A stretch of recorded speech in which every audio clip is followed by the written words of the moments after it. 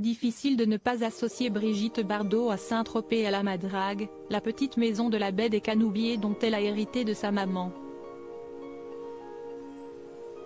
Ce bout de paradis niché dans le sud de la France n'est plus vraiment celui qu'elle a connu lors de son installation. Au fil des ans, Brigitte Bardot subit de plus en plus les comportements de plus en plus intrusifs des vacanciers et des fans curieux et excités à l'idée d'approcher au plus près leur idole. Si est-il la raison pour laquelle Brigitte Bardot préfère fuir tant qu'il est encore temps. Chaque début d'été, elle évite donc le plus possible d'être prise pour cible par les touristes et s'échappe à l'autre bout du village, dans son havre de pain du Capon, la Garrigue, une maisonnette sans prétention offrant le calme qu'elle ne trouve pas au Canou-Biais.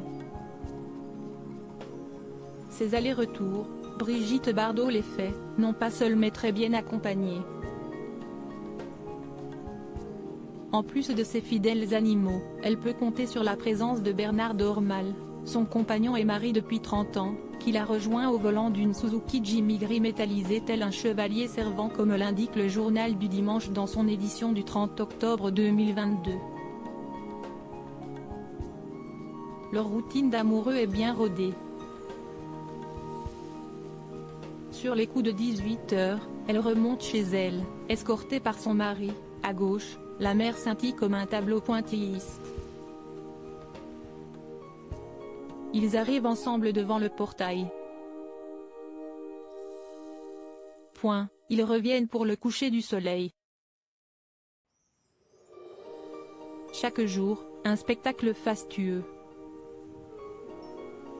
Brigitte Bardot et Bernard Dormal profitent de la quiétude de la basse saison pour savourer la tranquillité qu'il leur reste, loin du travail et du temps que la fondation Brigitte Bardot, dans laquelle le couple est très impliqué, leur prend chaque jour.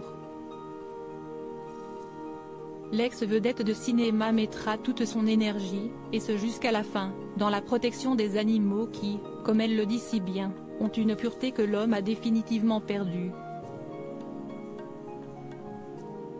À l'exception de Bernard, sans doute,